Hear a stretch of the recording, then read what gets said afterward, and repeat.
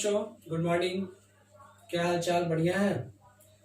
IIT JEE physics classes से आपका beautiful coaching centre IIT JEE physics classes और मैं एसके नारायण आज आप लोगों के बीच लेक्चर नंबर 2 इलेक्ट्रोस्टैट्स का लेके आए हैं। आपका पहला लेक्चर में आप लोग को हम चार्ज, उसके कुछ प्रॉपर्टीज के बारे में बताए थे, थोड़ा हिस्ट्री गए थे, यही सब चार्ज कहाँ से आया था ये सब के बारे में बात हुई थी। इलेक्ट्रोस्टैट का लेक्चर नंबर 2 में भी एक क्वेश्चन पिछले लेक्चर में हम लोग क्वेश्चन बनाए थे। एक क्वेश्चन और बचा है, वो लेक्चर 2 में कंप्लीट कर रहे हैं और उसके बाद हम लोग लेक्चर 2 में चार्ज का कुछ प्रॉपर्टी और बचा है। पिछले लेक्चर में हम लोग 7 प्रॉपर्टी पढ़े थे, ठीक है। अब 8 प्रॉपर्टी चार्ज का और बचा, वो पढ़ेंगे और उस प्रॉपर्टी से रिलेटेड सवाल बनाएंगे, ठीक है। तो कॉपी किताब निकाल लीजिए और पेन भी निकाल लीजिए और कॉपी पेन निकाल के जैसे जैसे हम बनाते हैं वैसे वैसे नोट कीजिए, ठीक है।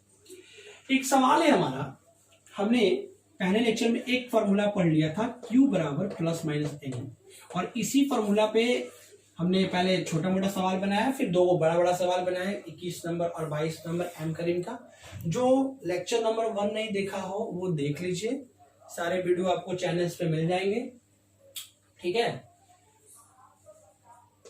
Q बराबर प्लस माइनस एन, इसी फॉर्मूला पे एक सवाल और है, ये HC वर्मा का क्वेश्चन नंबर 9 है, पेज नंबर 121 का, ठीक है।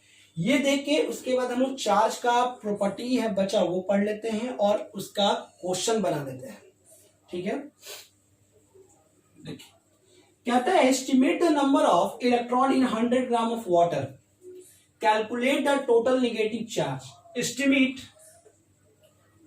the number of electron in 100 gram of water, calculate the total negative charge, calculate the total negative charge। कहते हैं 100 ग्राम पानी में कितना इलेक्ट्रॉन का नंबर होगा।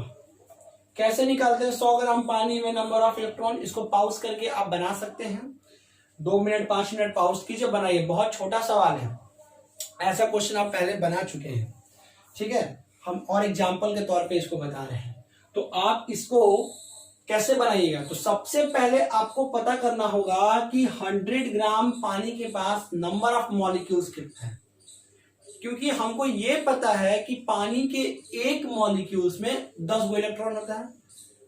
पानी H2O, ये पानी का एक मॉलिक्यूल्स, इसमें हाइड्रोजन का 2 इलेक्ट्रॉन और ऑक्सीजन का 8 प्लस 2 कितना हो गया?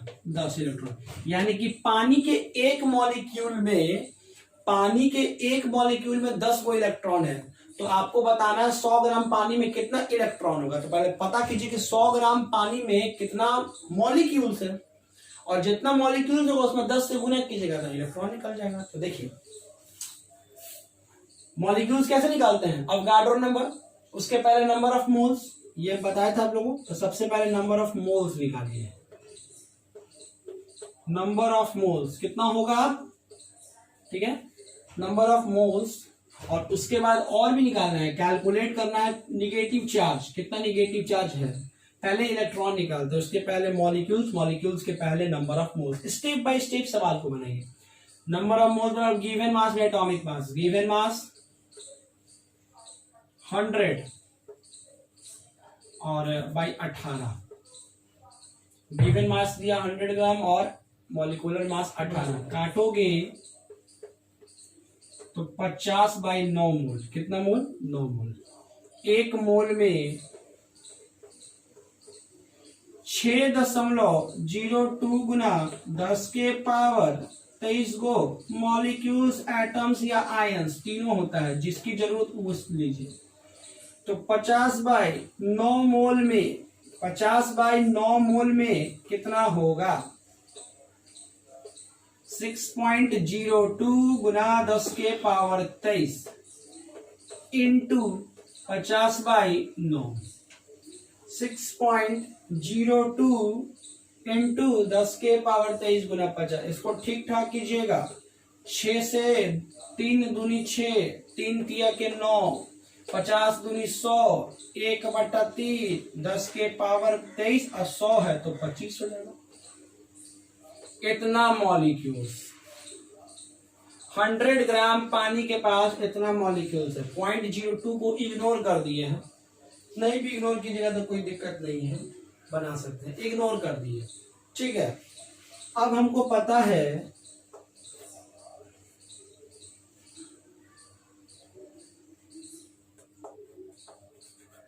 1 मोल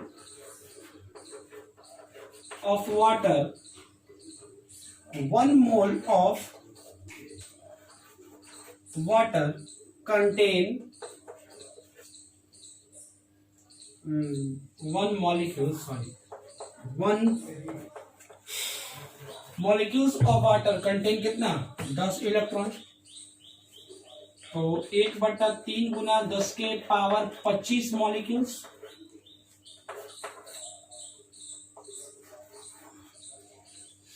1/3 गुना 10 के पावर 25 मॉलिक्यूल्स कंटेन कितना 1/3 गुना 10 के पावर 25 अब गुना 10 कितना हो जाएगा 1/3 गुना 10 के पावर 26 गो इलेक्ट्रॉन। ये आपका पार्ट ए का आंसर हो गया। ये आपका part estimate the number of electron in 100 gram of water, ये आपका ए आंसर हो गया। बी में कहता है टोटल निगेटिव चार्ज क्या होगा, तो क्या होगा Q बराबर माइनस एन, चार्ज का फॉर्मूला माइनस एन का फॉर्मूला 1/3 गुना 10 के पावर 26 और E charge magnitude of charge of electron 1.6 into 10 के पावर माइनस 19 कूलम, 1.6 गुना 10 के माइनस 19 कूलम। इसको सॉल्व कीजिए कितना आएगा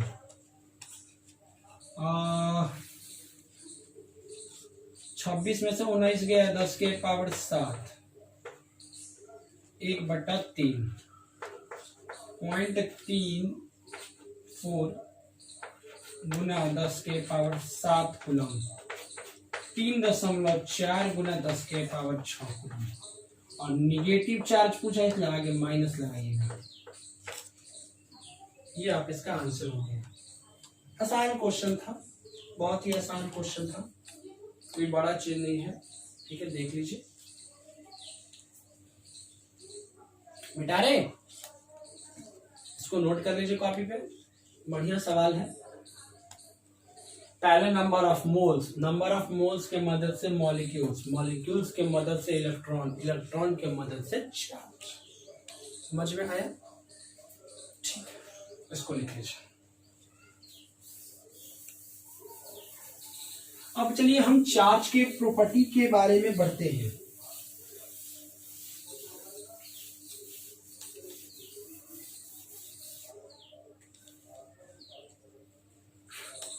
प्रॉपर्टी नंबर, हम चार्ज का प्रॉपर्टी नंबर 8 पे पढ़ते हैं, 7 तक पढ़ लिए थे।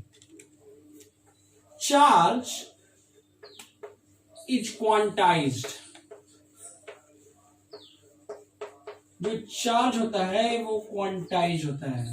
बोलोगे सर ये रॉकेट साइंस वाला वर्ड कहां से आ गया? अरे कोई रॉकेट साइंस वाला वर्ड नहीं है। Charge is always quantized, always. Quantization of charge means, quantization of charge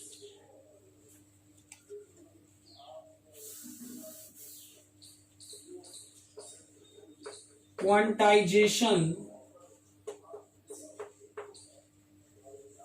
of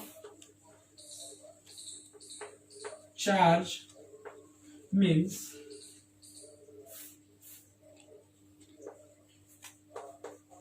the magnitude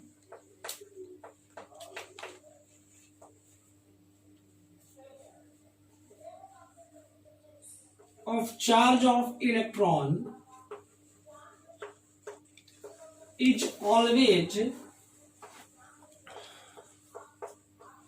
integral multiple, नहीं सॉरी, इसको ऐसे लिखने से अच्छा थोड़ा और बढ़िया से लिखिए। द नंबर ऑफ फ्री या रिमूविंग या एडिंग, जो बोलना है बोलिए,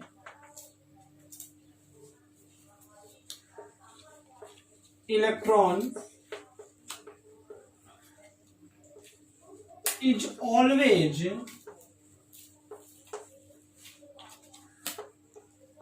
integral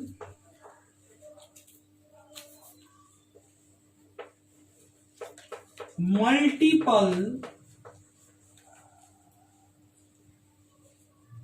is always integral multiple of magnitude of charge of electron।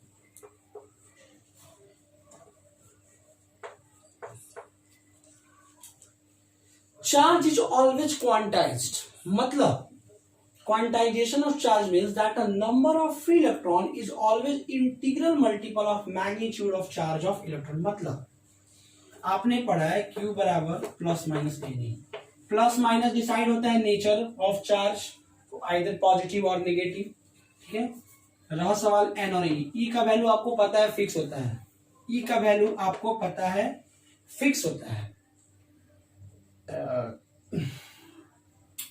ई का वैल्यू आपको पता है कि फिक्स होता है 1.6 इंटू 10 की पावर माइनस 19 कूलम।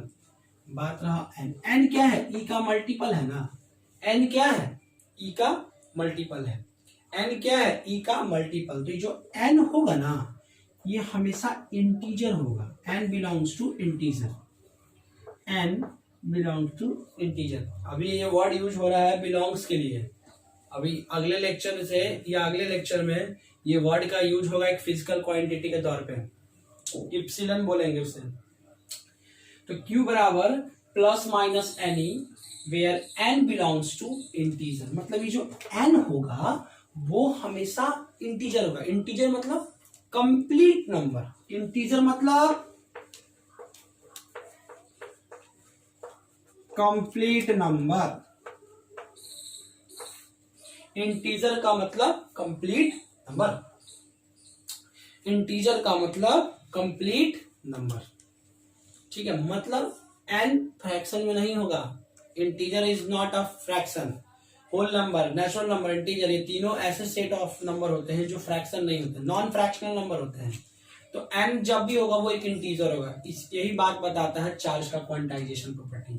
चार्ज का क्वांटाइजेशन प्रॉपर्टी कहता है, चार्ज का क्वांटाइजेशन प्रॉपर्टी कहता है कि चार्ज जो है, चार्ज ऑफ क्वांटाइजेशन प्रॉपर्टी कहता है कि जो चार्ज का जो मल्टीपल है ना वो इंटीग्रल मल्टीपल होगा। कैसा मल्टीपल होगा, इंटीग्रल मल्टीपल होगा, ठीक है। मतलब एन कभी भी फ्रैक्शन में नहीं होगा, वो हमेशा 1 2 3 4 5 कुछ भी हो, ठीक है।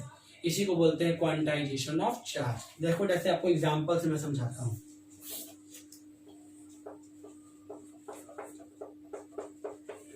मान लीजिए आपसे कोई पूछ दिया कि किसी बॉडी पे 1.6 इंटू 10 के पावर माइनस 18 कूलम चार्ज हो सकता है। आपसे पूछ दिया आंसर यस और नो में। Can a body have 1.6 into 10 के power minus 18 coulomb charge? It doesn't matter the charge is negative और positive, it doesn't matter the charge is negative और पॉजिटिव, ठीक है। कुछ भी चार्ज हो उससे मतलब नहीं, बस इतना मैग्नीट्यूड का चार्ज किसी बॉडी पे हो सकता है कि नहीं, इसके लिए आप एन जांचो, एन को निकालो, फाइंड करो एन। एन कैसे निकलेगा, Q बराबर एन ई, Q बराबर एन, तो एन बराबर Q बाई ई, एन बराबर Q बाई ई।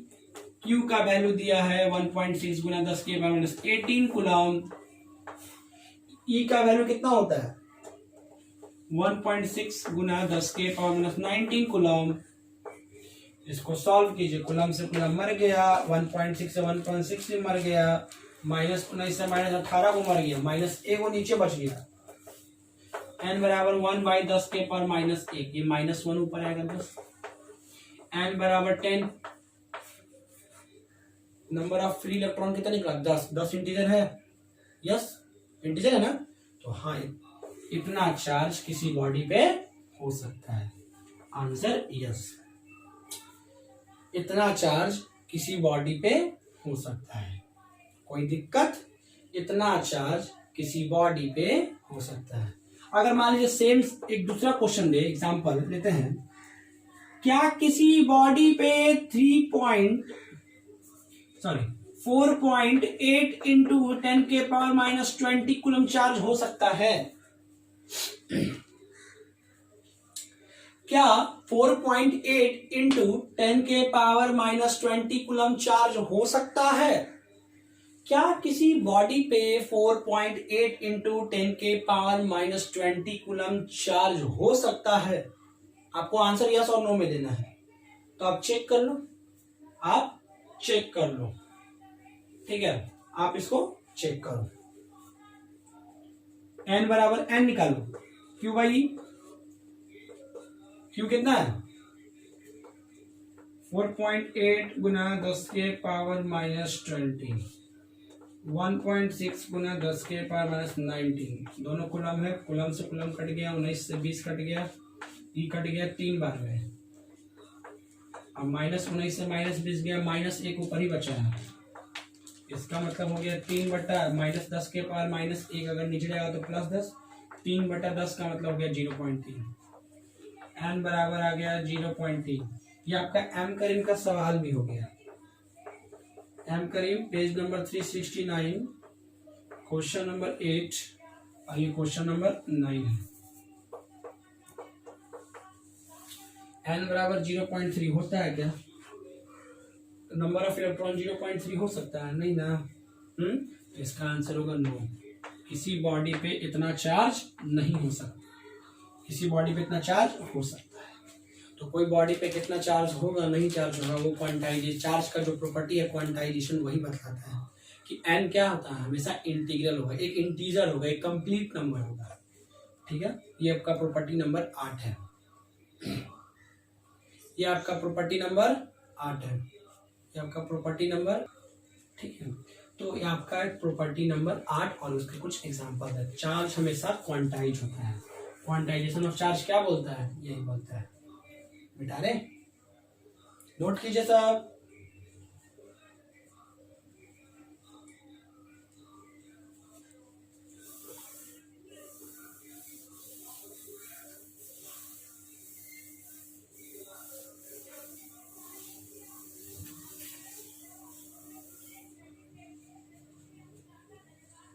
चार्ज का property number 9,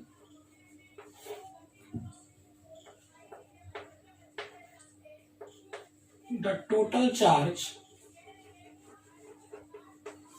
of an isolated system are conserved, conserve बोल सकते हैं, कांस्टेंट बोल सकते हैं, ठीक है।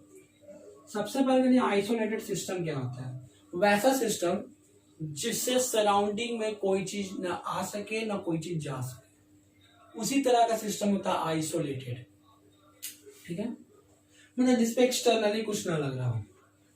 तो आइसोलेटेड सिस्टम का टोटल चार्ज जो होता है वो कंजर्व होता है। क्या होता है, कंजर्व होता है। जैसे अगर सिल्क क्लॉथ, गिलास रॉड, मुझे पहले एक्सप्लेनेशन लिख देते हैं तो अब समझा देते हैं।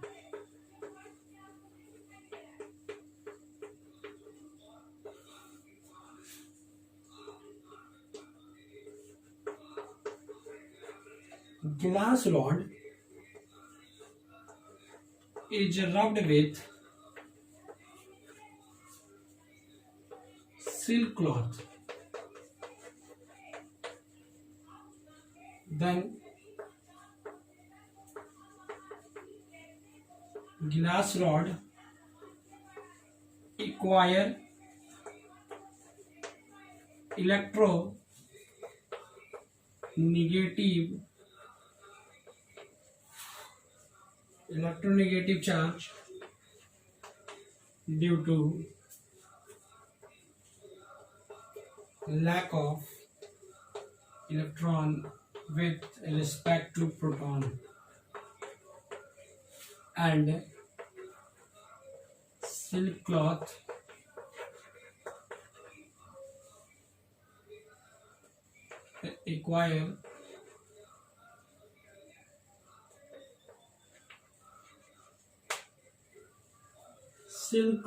acquire negative charge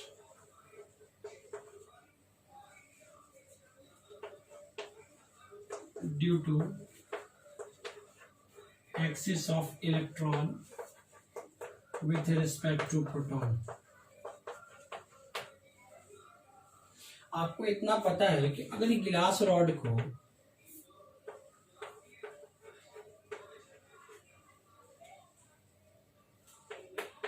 जब हम सिल्क क्लॉथ से रगड़ेंगे तो इस पे पॉजिटिव चार्ज आता है और अगर ये सिल्क क्लॉथ पे निगेटिव चार्ज आता है। ऐसा क्या होता है?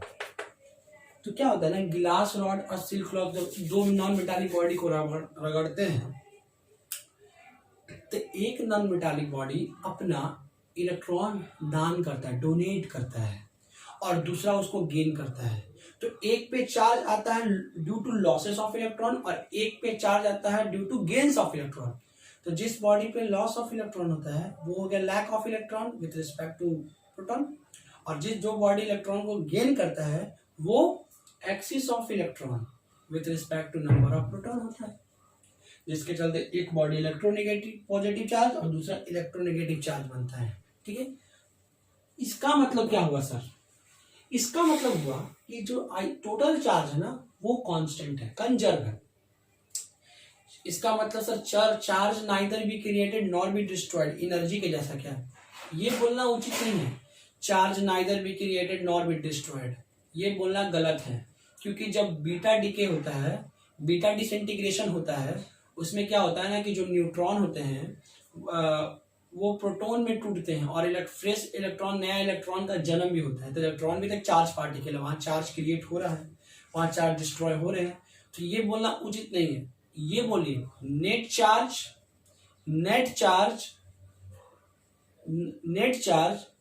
Not created not destroyed, net charge neither be created nor be destroyed. Net charge को नाम क्रिएट कर सकते हैं, डिस्ट्रॉय। रगड़ने के पहले जो सिस्टम का चार्ज था, सिस्टम का मतलब दोनों का गिनती हो रहा है, ठीक है। नेट चार्ज दोनों जो सिस्टम का था बाद में भी वही चार्ज है। अभी देखो रगड़ने के पहले दोनों न्यूट्रल थे, मतलब मान लीजिए ए और बी दो बॉडी है, इसके पास नंबर ऑफ इलेक्ट्रॉन है 10, नंबर ऑफ प्रोटॉन हो गया 10, नेट चार्ज नील, इसके पास नंबर ऑफ इलेक्ट्रॉन हो गया मान लीजिए 15, नंबर ऑफ प्रोटॉन हो गया 15, नेट चार्ज नील। अगर कोई आपसे बोले सिस्टम का बताओ कि नेट चार्ज, सिस्टम का इलेक्ट्रॉन कितना है, तो 15 10 25 बोलिएगा। प्रोटॉन 10 + 25, सिस्टम का नेट चार्ज नील प्लस इक्वल नील। ये आपका सिस्टम है। ये कब का कंडीशन हो गया? रगड़ने के पहले, बिफोर रबिंग।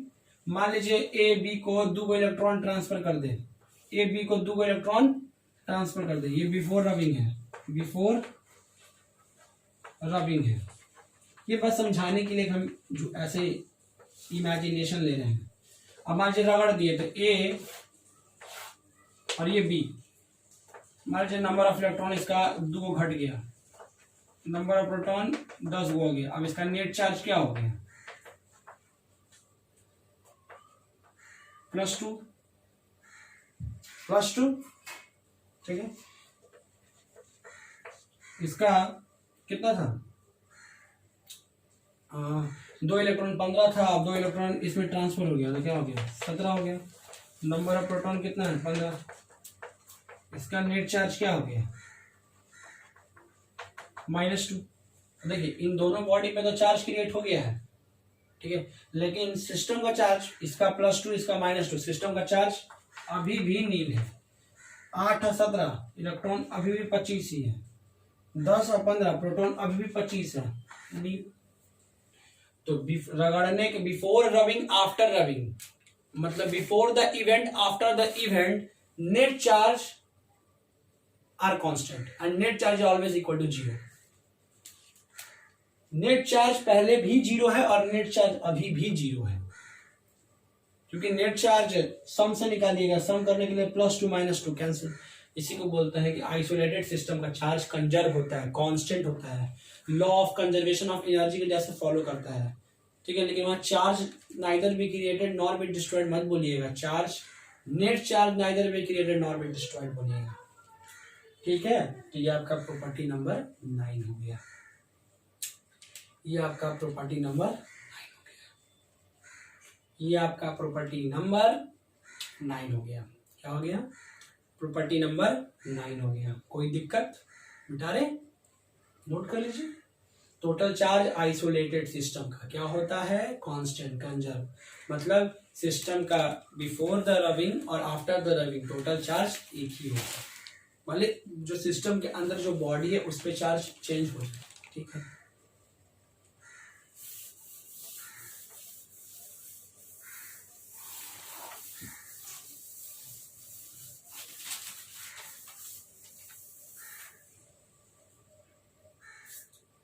प्रॉपर्टी नंबर 10,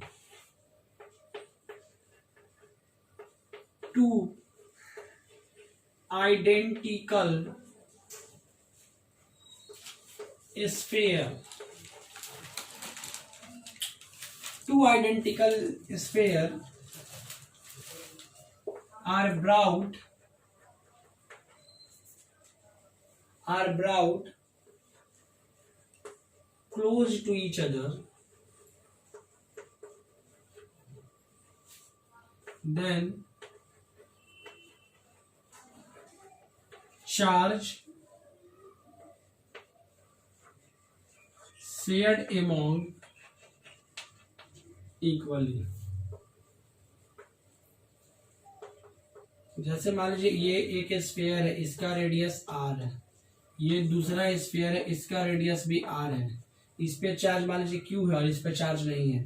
दोनों को नजदीक लेके जाइएगा, दोनों को नजदीक लेके जाइएगा, दोनों को जब नजदीक लेके जाइएगा तो चार्ज क्यों, इस पे ये न्यूट्रल है, मान लीजिए ये न्यूट्रल है और इस पे चार्ज क्यों है। जब दोनों को नजदीक लेके जाइएगा तो टोटल चार्ज क्यों है ना, तो इस पे, इसके सरफेस पे चार्ज हो जाएगा q/2 और इसके सरफेस पे चार्ज हो जाएगा q/2, ठीक है।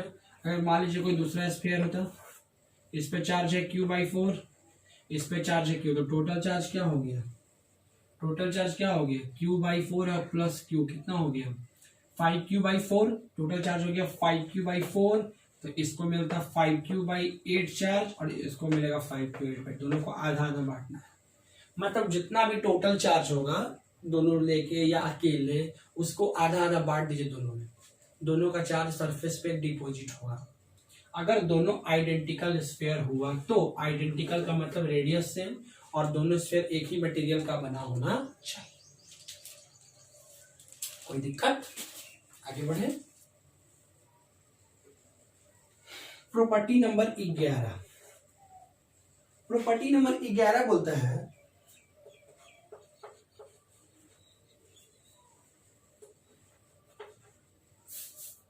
when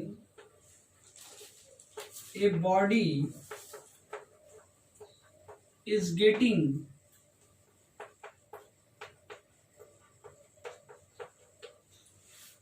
positive charge, when a body is getting positive charge, then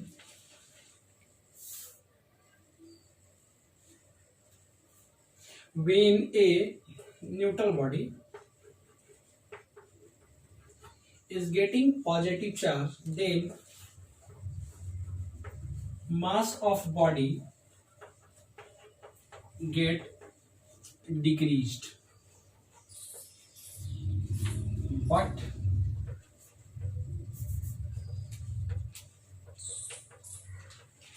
we ignore in the calculation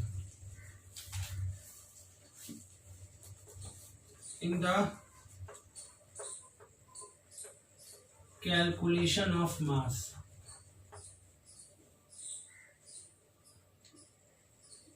In the calculation of mass.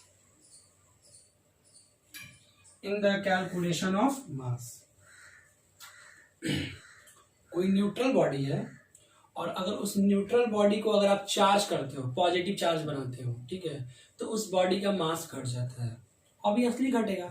कोई न्यूट्रल बॉडी को पॉजिटिव चार्ज बनाने के लिए क्या करना होता है? कोई न्यूट्रल बॉडी को पॉजिटिव चार्ज बनाने के लिए क्या होता है? उसमें से इलेक्ट्रॉन को रिमूव कीजिएगा। इलेक्ट्रॉन का मास होता है, इलेक्ट्रॉन रिमूव होगा तो बॉडी का कुछ ना कुछ मास भी तो रिमूव होगा। वो अलग चीज है कि वो जो मास रिमूव हो रहा है as it is a very small as compared to the mass of body, so we ignore in the calculation of mass. हम लोग मास में कोई चेंजेस नहीं लेते हैं, सेम मास को ले लेते हैं, क्योंकि आपको मैंने पहले लेक्चर में बताया था कि जो इलेक्ट्रॉन ट्रांसफर होता है या रिमूव होता है या ऐड होता है, वो इलेक्ट्रॉन का जो नंबर होता है वो बहुत छोटा होता है। किसके फ्रैक्शन में? As to compare the total number of electrons present in a body. अब कोई बॉडी में अभी जैसे हम लोग निकाले थे, किसी बॉडी में कितना अभी निकला था, अभी जो क्वेश्चन है तो 100 ग्राम पानी का बात करते हैं। अब 100 ग्राम पानी में कितना इलेक्ट्रॉन निकला था जी? 1/3 गुना 10 के पावर 26 वो इलेक्ट्रॉन। उसमें से हमारे 10 वो इलेक्ट्रॉन अगर ट्रांसफर हो जाता है रबिंग के टाइम, ठीक है, तो क्या फर्क होगा? क्या फर्क पड़ेगा? 1/3 गुना 10 के पावर 26 को इलेक्ट्रॉन में से अगर 10 को इलेक्ट्रॉन निकल जाता है तो कोई फर्क पड़ेगा? नहीं। तो जो ट्रांसफर होता है ना इलेक्ट्रॉन, या जो इलेक्ट्रॉन ऐड होता है या जो इलेक्ट्रॉन रिमूव होता है, वो इलेक्ट्रॉन का संख्या बहुत ही कम होता है, बहुत ही कम होता है। क्या होता है? कम होता है, ठीक है, इसलिए इसको इग्नोर कर देते हैं, ठीक है। लेकिन मास कुछ घट जाएगा, क्यों? इलेक्ट्रॉन घटेगा। इलेक्ट्रॉन को रिमूव करोगे, इलेक्ट्रॉन रिमूव करोगे तो इलेक्ट्रॉन का मास होता है 9.1 इंटू 10 के पावर -31 kg, ऐसा यूनिट में ही होता है। इतना मास, एक इलेक्ट्रॉन के लिए इतना मास रिमूव हो रहा है, ठीक है। तो जितना इलेक्ट्रॉन होगा उतना से मल्टीप्लाई करके उतना मास रिमूव होगा। लेकिन हम लोग इसको कैलकुलेशन में इग्नोर करते हैं। ऐसा नहीं कि अभी कोई बॉडी है, अगर इसका मास 5 kg है और ये दूसरा बॉडी है, अगर इस बॉडी अभी न्यूट्रल है, अब मान लीजिए चार्ज हो गया पॉजिटिव, तो इसका मास हम लोग 5 से कम लेंगे, हम लोग इसका मास 5 kg ही ले लेंगे, इग्नोर कर देंगे वो चीज। इसका मास 5 kg से छोटा हो चुका है क्योंकि ये न्यूट्रल है और ये पॉजिटिव चार्ज बॉडी है, ठीक है। ये न्यूट्रल बॉडी और पॉजिटिव चार्ज बॉडी है, दोनों के ये मास 5 kg से कम है, लेकिन लेंगे 5 क्योंकि 5 से बहुत ही कम है, ठीक है। इसमें कैलकुलेशन से इग्नोर कर देंगे। तो जब एक प्रॉपर्टी नंबर 12 भी क्या हो जाएगा? सेम हो जाएगा। क्या सेम हो जाएगा? अगर न्यूट्रल बॉडी को निगेटिव चार्ज की जगह पॉजिटिव चार्ज की जगह अगर निगेटिव चार्ज करेंगे तो मास इंक्रीज की जगह क्या होगा? डिक्रीज की जगह क्या होगा? इंक्रीज हो जाएगा। क्यों इंक्रीज होगा? सेम बात। कोई बॉडी को निगेटिव चार्ज बनाने के लिए क्या करना पड़ता है? इलेक्ट्रॉन ऐड करना होगा। इलेक्ट्रॉन ऐड की जगह तो इलेक्ट्रॉन का मास बॉडी में ऐड होगा, लेकिन वो इतना भी ऐड नहीं हो जाएगा कि आप खुश होकर कैलकुलेशन में मास बढ़ा दीजिएगा, ठीक है। इसलिए उसको हम लोग इग्नोर करते हैं। ये आपका प्रॉपर्टी नंबर 10, 11, 12 हो गया, ठीक है। 11 में पॉजिटिव और 12 में निगेटिव। अब हम जो 3 प्रॉपर्टी बताने जा रहे हैं, ये 3 प्रॉपर्टी है डिस्ट्रीब्यूशन ऑफ चार्ज पे, कि अगर किसी चार्ज को कोई बॉडी पे रख दिया जाए, ठीक है, तो वो चार्ज डिस्ट्रीब्यूट कैसे करेगा अपने आप को, ठीक है, किसके अनुसार करेगा, बांटेगा, ठीक है। तो वो पढ़ाते हैं और उसी पे सवाल है 8-10 ठो, तो हम लोग सवाल बनाते हैं, ठीक है। कोई दिक्कत? चलिए पहले प्रॉपर्टी समझ लीजिए। मिटा रहे हैं? चलिए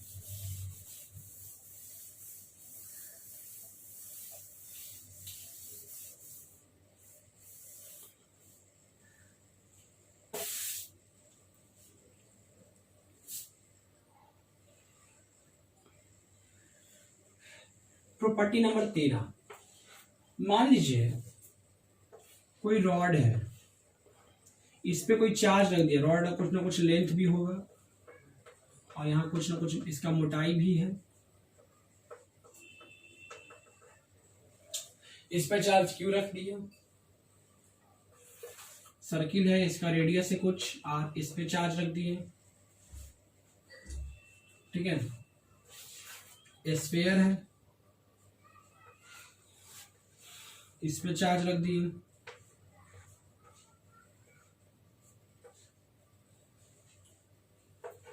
सिलेंडर है, इस पे चार्ज रख दिए,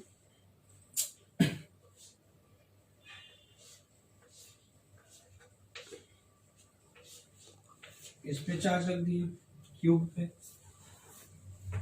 तो जब चार्ज को रखिएगा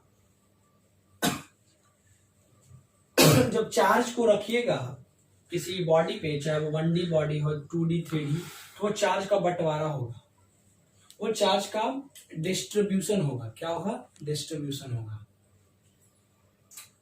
चार्ज का डिस्ट्रीब्यूशन होगा। वो डिस्ट्रीब्यूशन कैसे होगा वो बताने जा रहे हैं। तो देखिए, when a charge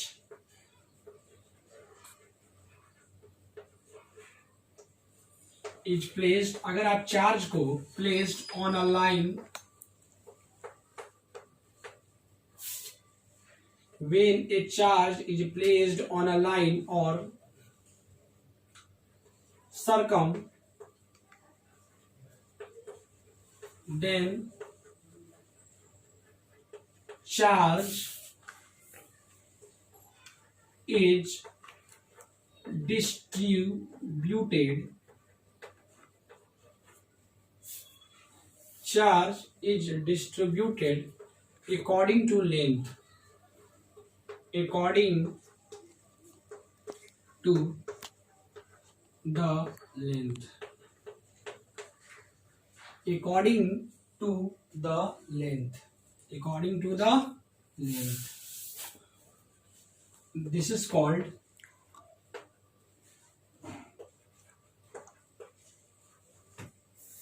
linear charge density.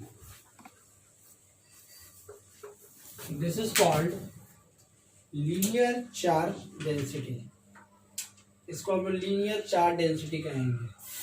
मान लीजिए कोई रॉड है, क्या है? रॉड, इसकी लेंथ L है, इस पे चार्ज Q रख दिए, ठीक है। तो टोटल लेंथ L लेंथ के लिए Q चार्ज, तो एक लेंथ के लिए कितना चार्ज?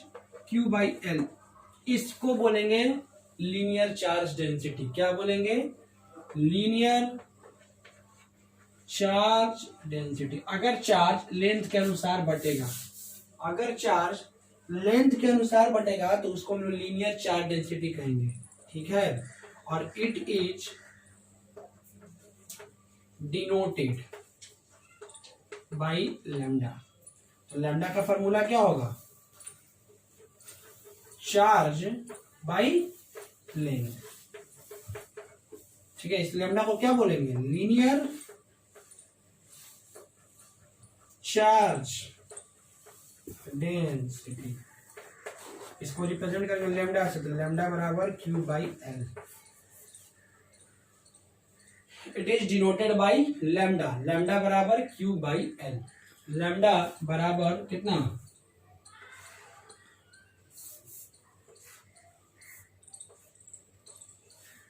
Q by L। कोई दिक्कत? अगर चार्ज को कोई लाइन या सरकमफेरेंस पे रखा जाए, ठीक है, कोई चार्ज मान लीजिए Q चार्ज है, आप उसको रॉड पे रखिएगा ना, रॉड है, रॉड का लेंथ L है, तो जो चार्ज का जो बंटवारा होगा ना वो उसके लेंथ के अनुसार होगा। और जब चार्ज लेंथ के अनुसार बंटवारा होगा, जैसे ये L लेंथ है, तो L लेंथ के लिए Q चार्ज है। मान लीजिए इसमें से हम आधा टुकड़ा, एक छोटा सा टुकड़ा काट दें, इसका हम एक छोटा सा टुकड़ा dx काट दें, वो छोटा सा टुकड़ा dx काट दिए, और कोई बोलेगा बताओ तो इसका ये रॉड का जो इतना लेंथ है इसके लिए कितना चार्ज? तो L लेंथ के लिए Q चार्ज, एक लेंथ के लिए Q बाई L चार्ज, तो dx लेंथ के लिए कितना charge? Q dx upon by L, ठीक है। तो इसी को बोलते हैं लीनियर चार्ज डेंसिटी। अगर Q चार्ज है, मान लीजिए रॉड का लेंथ L है और इस पे हम चार्ज Q रख दिए, ठीक है।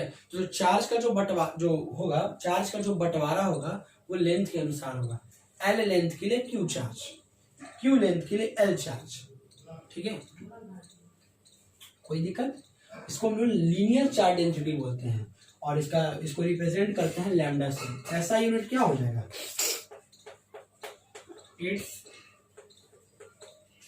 ऐसा यूनिट क्या हो जाएगा? ऐसा unit is coulomb metre inverse. Charge का कूलम्ब लेंथ का मीटर इनवर्स। सीजीएस यूनिट क्या हो जाएगा?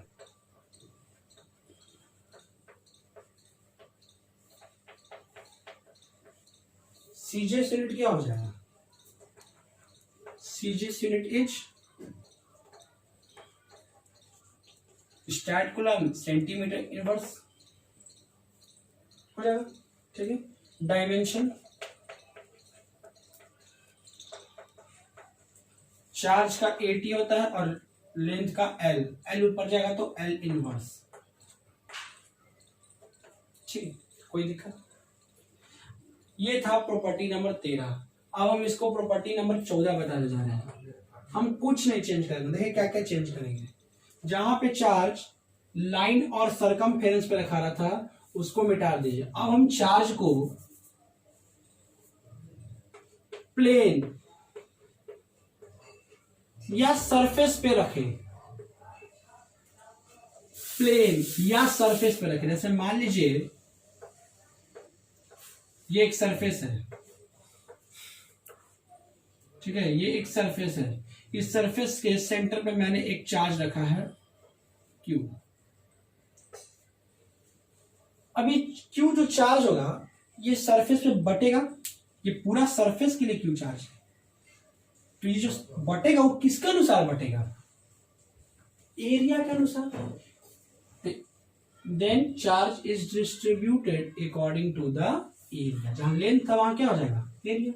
अब यहाँ जो चार्ज अगर सरफेस पे रखा गया तो पूरा सरफेस पे क्यों चार्ज है, तो इतना सरफेस के लिए कितना चार्ज, तो वो जो चार्ज बटेगा सब में, बटने के लिए एक प्रिंसिपल चाहिए ना, किस बेसिस पे बांटना है। तो यहाँ पे प्रिंसिपल बेसिस क्या होगा? एरिया। तो जब चार्ज को आप एरिया के अनुसार बांटोगे तो उसको लीनियर हटा के क्या बोलते हैं? Surface density charge. Surface density charge, surface या सरफेस चार्ज डेंसिटी, जो बोलना है जो बोलिए। सरफेस डेंसिटी चार्ज ज्यादा अच्छा लगता है बोलने में, उसमें भी लीनियर डेंसिटी चार्ज ज्यादा बढ़िया लगेगा। चार्ज डेंसिटी कोई दिक्कत नहीं है, उसको रिप्रेजेंट करेंगे आप लोग हाफ समेशन से। ठीक है, लीनियर की जगह क्या लिखना है? Surface, surface density charge, surface density charge. Length की जगह क्या हो जाएगा? एरिया। रो की जगह क्या हो जाएगा? लैम्डा की जगह क्या हो जाएगा? हाफ समेशन, छोटा वाला सिग्मा। एल की जगह एरिया। ऐसा यूनिट क्या हो जाएगा? कूलम्ब मीटर -1 मीटर -2 बन जाएगा। स्टैट कूलम्ब सेंटीमीटर -2 बन जाएगा। 80 है, L -1 L -2 बन जाएगा। बस, बाकी सब वही चीज। ठीक है, अगर कोई चार्ज को किसी स्पेस में रख दोगे तो, अगर किसी चार्ज को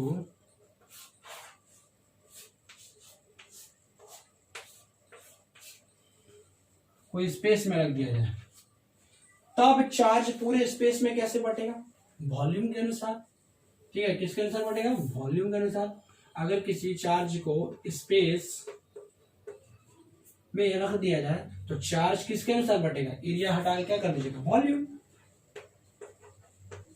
उसको क्या बोलेंगे? उसको सरफेस के जगह पे बोलेंगे, सरफेस डेंसिटी चार्ज के बदले उसको बोलेंगे क्यूबिकल डेंसिटी चार्ज। कौन सा?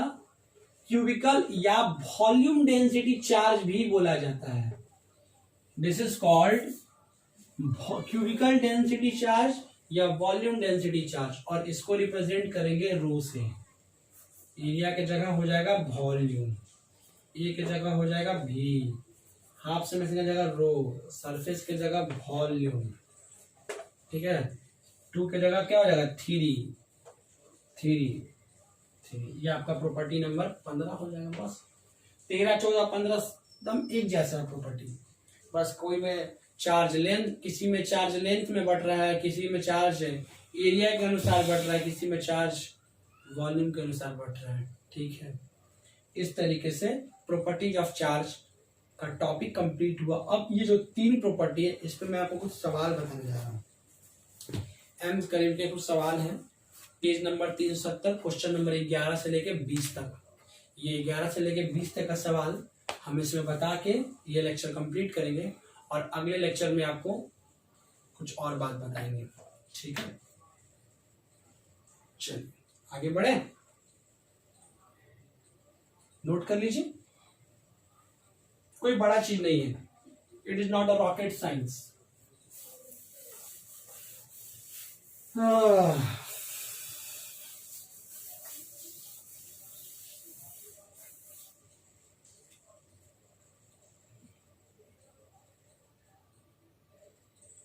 देखिए कुछ सवाल, एम करीम का सवाल है, पेज नंबर 370, क्वेश्चन नंबर 11 से लेके 20 तक का सवाल है।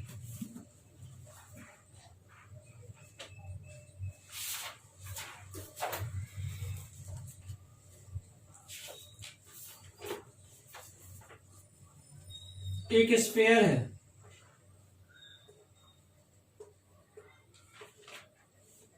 एक स्फीयर है जिसका रेडियस 5 सेंटीमीटर और इस पे चार्ज है, रेडियस है 5 सेंटीमीटर, चार्ज है 3.41। जिसके पास किताब नहीं है वो इस किताब का फोटो देख लें,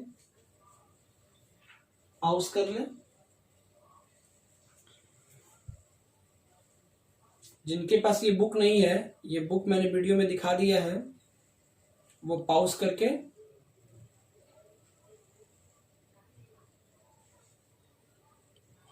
ठीक है। चलिए आपके पास क्वेश्चन आ जाए, क्वेश्चन देखना जरूरी है खुद से बनाने के लिए। रेडियस 5, चार्ज क्यू, कहता है इसका सरफेस डेंसिटी चार्ज, मतलब हाफ समेशन पूछा है। स्फीयर है, हाफ समेशन पूछेगा तो हाफ समेशन का फॉर्मूला क्या होगा, क्यू बाई ए। क्यू है माइक्रो कूलम, तो 31.41 माइक्रो, माइक्रो मतलब 10 के पावर -6 कूलम।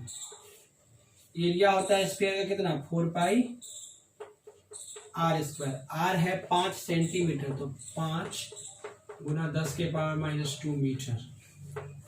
4 पाई 5 गुना 10 के पावर -2 मीटर का होल स्क्वायर। ठीक है, इसको सॉल्व कीजिए। ठीक है, पाई से ही कट गया 10 बार में। पाई का वैल्यू होता है 3.14, पाई का वैल्यू होता है 3.14 होता है ना, पाई का वैल्यू होता है 3.14, ये 31.4 है, कट गया 10 बार में। ठीक है, और 10 के पावर -5 ऊपर बच गया और 5 4 बचा हुआ है, 5 का स्क्वायर 25, 25 चौके 100 और -2 का स्क्वायर -4, -4 से -5 कट गया, ऊपर बचा -1 और नीचे +2, तो +2 ऊपर जाएगा तो -2, -1 -2 -3, 10 के पावर -3। यूनिट क्या लिखिएगा, coulomb metre square, coulomb metre square. ठीक है, ये क्वेश्चन नंबर 11 था। Question number 12,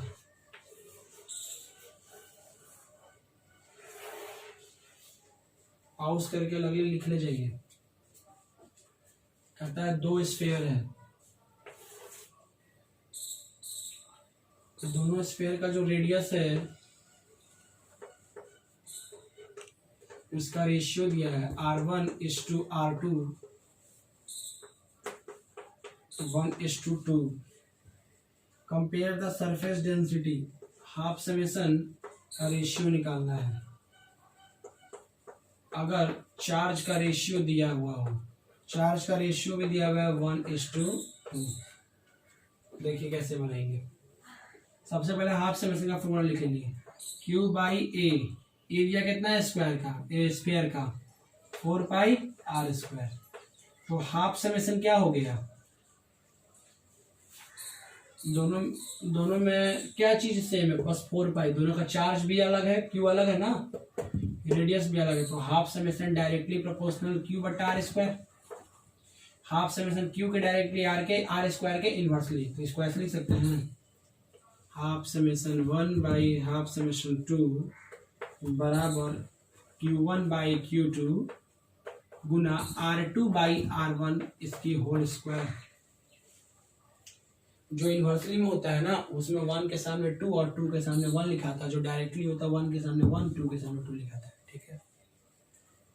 half summation by half summation 2, Q1/Q2 का वैल्यू कितना है 1/2 और Q2/Q1 का वैल्यू 2/1, इसका स्क्वायर भी है ना, तो एक और 2 से एक और 2 कट गया तो क्या बच गया 2/1, 2:2, ठीक है।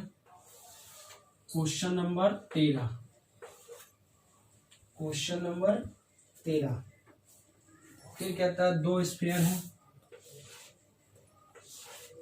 दो स्फीयर है, ठीक है, दो स्फीयर है, दोनों का इस बार सरफेस डेंसिटी सेम है, रेडियस अलग है, रेडियस क्या है अलग, लेकिन इसका सरफेस डेंसिटी हाफ समेशन दोनों का सेम है इस बार, तो बोलता है दोनों का चार्ज का रेशियो निकालिए। इसका चार्ज मान लेते हैं Q1, इसका चार्ज मान लेते हैं Q2, तो Q1 रेशियो Q2 का वैल्यू पूछ रहा है, Q1 रेशियो Q2 का वैल्यू पूछा है, ठीक है। तो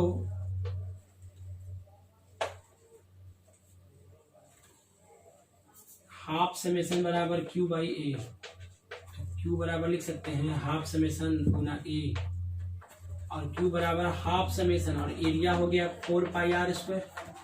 देखिए तो हाफ समेशन दोनों स्क्वायर का सेम है, हाफ समेशन दोनों स्क्वायर का सेम है और 4π भी दोनों स्क्वायर के लिए सेम होगा, तो Q किसके डायरेक्टली प्रोपोर्शनल चला जाएगा, जो Q है वो डायरेक्टली प्रोपोर्शनल हो गया R² के, मतलब Q1/Q2 बराबर R1/R2 का होल स्क्वायर।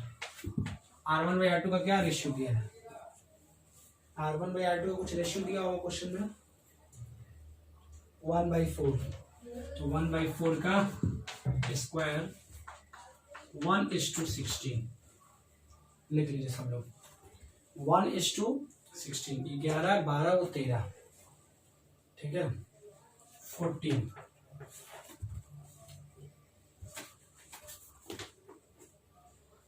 एक क्यूब है,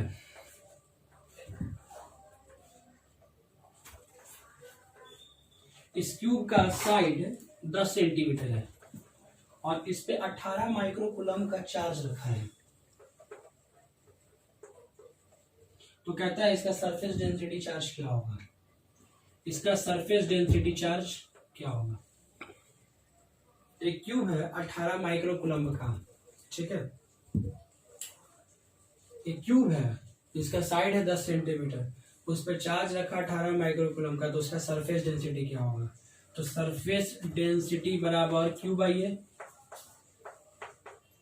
Q हो गया 18 गुना 10⁻⁻6 माइक्रो का मतलब, और एरिया, अब सरफेस पे चार्ज रख रहा है तो क्यूब में क्या सरफेस 6 को सरफेस, तो कितना हो जाएगा एरिया 6 गुना साइड स्क्वायर, साइड कितना है 10, वो भी सेंटीमीटर में, तो 10 गुना 10⁻⁻2 इसका स्क्वायर, 3 बार में -6, ये कितना हो जाएगा 10 गुना 10⁻⁻2 क्या हो गया 10⁻⁻1, 10⁻⁻1 का स्क्वायर -2 और ऊपर -6 और नीचे 10⁻⁻2, 3 गुना 10⁻⁻4 कूलम पर मीटर स्क्वायर, ठीक है। ये है 11, 12, 13, 14, 15 नंबर सेम क्वेश्चन है, ये क्यूब का क्वेश्चन है, आप बना लीजिएगा खुद से, ट्राई कीजिएगा, सेम क्वेश्चन है, बस डाटा का नंबर चेंज है।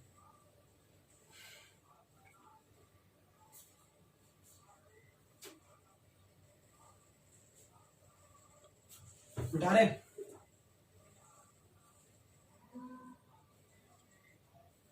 चलिए अच्छा ठीक है, थोड़ा बड़ा बड़ा लिखते हैं।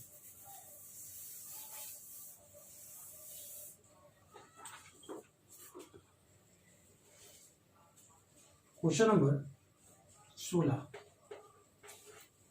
कहता है दो स्फीयर है, इसका रेडियस 10, इसका रेडियस 40,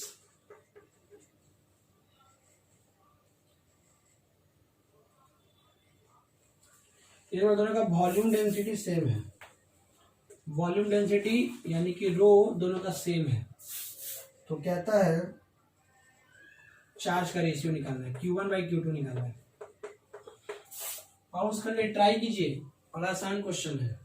क्या हाफ समय रो बराबर क्या होता है Q/V, तो Q बराबर रो भी, Q बराबर रो भी, रो और वॉल्यूम कितना 4/3 पाई आर क्यू, तो Q directly proportional R Q. Rho और ये पूरा सब दोनों के लिए सेम हो जाता है ना, तो Q1/Q2 बराबर रो क्यू कितना है R1/R2 का होल क्यू, तो Q1/Q2 R1 का वैल्यू 10 और R2 का वैल्यू 40, दोनों सेंटीमीटर में ही कट जाएगा यूनिट, इसलिए चेंज करने की आवश्यकता नहीं है। कितना आ जाएगा आंसर? Q1/Q2 का आंसर क्या आ जाएगा 1/64, 1:64, 1:64।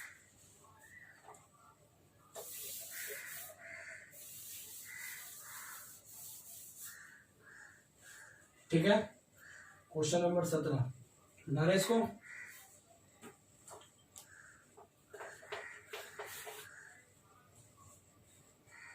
कहता है दो स्फीयर है, इस क्वेश्चन को पॉज करके बनाइएगा। दोनों का चार्ज सेम है, रेडियस अलग अलग है, दोनों का चार्ज क्यू है। ठीक है, अगर दोनों का वॉल्यूम डेंसिटी दिया है, इसका वॉल्यूम डेंसिटी ρ1 और ρ2, ठीक है, तो ρ1 रेशियो ρ2 दिया है 1 अनुपात, क्वेश्चन में लिखा है 8:64, 8:64, सो काट के कर देते हैं 1:8, 8:64 को 1:8 ले लिया। ठीक है, ρ1 ρ2 दिया है, तो कहता है क्या निकालना है भाई,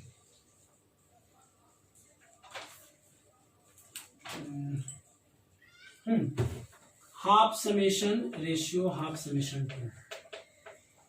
वॉल्यूम डेंसिटी गिवन है, सरफेस डेंसिटी निकालना है, दोनों का चार्ज सेम है, तो क्या कीजिए ना, चार्ज और वॉल्यूम डेंसिटी की मदद से रेडियस निकाल दीजिए, और रेडियस निकाल जाएगा तो सरफेस डेंसिटी निकल जाएगा। ठीक है,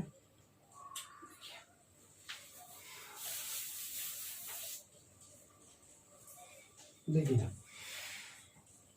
रो बराबर Q/V, रो बराबर Q, अब वॉल्यूम हो गया 4/3 पाई आर क्यू, इसमें Q और 4/3 पाई आर क्यू दोनों स्फीयर के लिए क्या है, एक ही है, सेम है, इसलिए रो जो हो गया वो इनवर्सली प्रोपोर्शनल हो गया आर क्यू के, तो ρ1/ρ2 R2/R1 का होल क्यू, और ρ1/ρ2 क्या दिया है 1/8, R2/R1 का क्यूब, तो R2/R1 क्या निकल गया 1/2 निकल गया। हमको निकालना सरफेस डेंसिटी, हाफ समेशन बराबर Q/A, एरिया का जगह पे लिख सकते हैं 4πr²। देखिए तो दोनों में Q और 4π दोनों स्क्वायर के लिए सेम है, तो half summation directly proportional R², यानी हाफ समेशन 1/2 समेशन 2 R2/R1 का स्क्वायर, 1/2 का स्क्वायर 1/4, यानी half summation is to half summation 2 1/4, 1/4। कोई दिक्कत? ये क्वेश्चन नंबर 17 था। चार्ज कांस्टेंट, वॉल्यूम डेंसिटी दिया हुआ है, ठीक है, तो अगर चार्ज कांस्टेंट होता है ना तो वॉल्यूम डेंसिटी आर क्यू के डायरेक्टली प्रोपोर्शनल हो जाता है, और सरफेस डेंसिटी आर क्यू के इनवर्सली प्रोपोर्शनल हो जाता है। कौन? वॉल्यूम डेंसिटी, और सरफेस डेंसिटी R² के इनवर्सली प्रोपोर्शनल होता है। तो खाली R निकालना है, R कैसे निकलेगा देखिए, कोई दिक्कत? आसान सा क्वेश्चन है।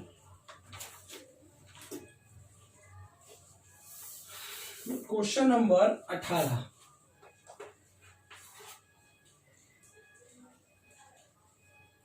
कहता है एक स्फीयर का रेडियस है 1 सेंटीमीटर, ठीक है, हाफ समेशन है 2.65 इंटू 10⁻⁵ कूलम मीटर -2। तो कहता है बताओ इस पे कितना चार्ज होगा। निकाल ही लीजिएगा आप, इसको बनाइएगा, बना के कमेंट कीजिएगा आंसर में, आंसर को कमेंट में कीजिएगा, ठीक है। क्वेश्चन नंबर 18 ये बना के एक, और वो स्फीयर है। चलिए क्वेश्चन नंबर 20 ये भी कमेंट कीजिएगा, आसान सा क्वेश्चन है। 19 हम बताते हैं। सरफेस एरिया है 100 सेंटीमीटर स्क्वायर, ठीक है, और सरफेस डेंसिटी कितना है, सरफेस डेंसिटी दिया हुआ है 5 स्टैट सेंटीमीटर -2। ये ऐसे कर दो। क्यों पूछा है, दोनों में क्यों पूछा है? ये एरिया और हाफ समेशन दोनों क्या है, सीजीएस में है, तो क्यों भी सीजीएस में दे देना। दोनों में बस क्या करना है, दोनों में मल्टीप्लाई कीजिएगा तो क्यों निकल जाएगा, और इसमें बस एरिया निकाल देना है 4πr² से, और क्यों निकाल देना है, क्यू बराबर हाफ समेशन गुना एरिया। एरिया निकाल के इन दोनों का आंसर आप कमेंट कीजिएगा, ठीक है। एक बढ़िया सा सवाल है आज के लेक्चर का, क्वेश्चन नंबर 20, ठीक है, वो जा रहे हैं बनाने। 19, हाँ 19, सॉरी माफ कीजिएगा 19।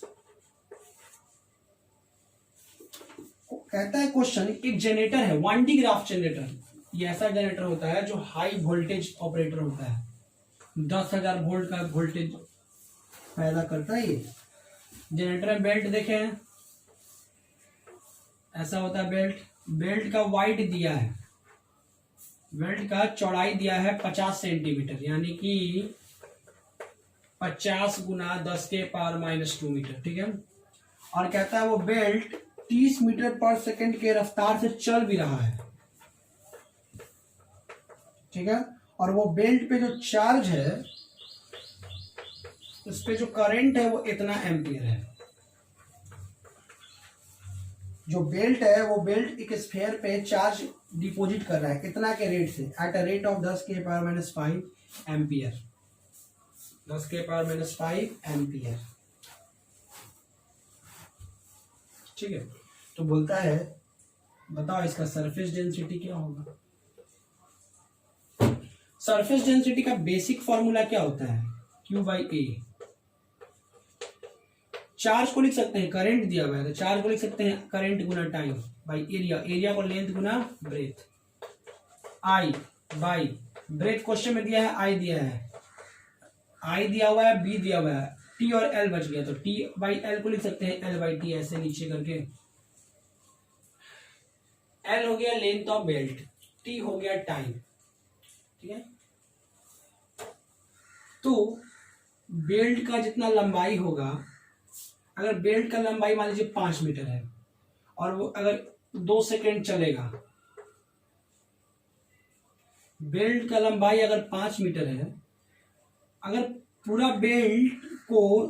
बेल्ट का लंबाई अगर 5 मीटर है और वो 2 सेकेंड में 5 मीटर पूरा मतलब घूम लिया, तो बेल्ट की रफ्तार हो जाएगी 2.5 मीटर पर सेकेंड, हो जाएगा ना। तो ये जो स्पीड है 30 मीटर पर सेकेंड, ये क्या है, 30 मीटर पर सेकेंड का मतलब स्पीड, मतलब समझे 1 सेकेंड में बेल्ट 30 मीटर दौड़ रहा है, मतलब कि 30 मीटर बेल्ट का लंबाई है, ठीक है, 1 सेकेंड में। तो L/T को भी लिख सकते हैं, तो I करेंट बाई ब्रेथ गुना वेलोसिटी। छोटा बी निकाले तो बड़ा बी से 12th में और कोई मतलब निकल जाता है।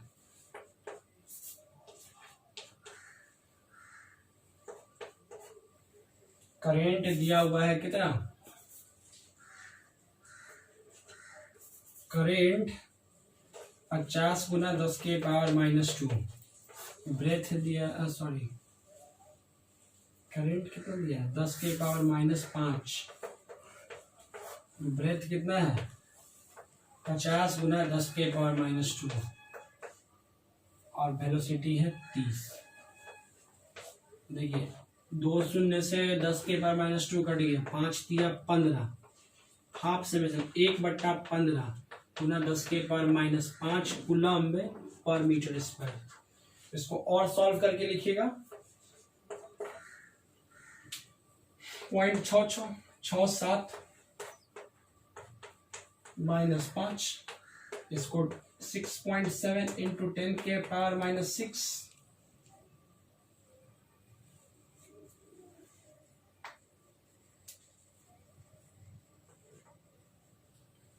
कूलम्ब।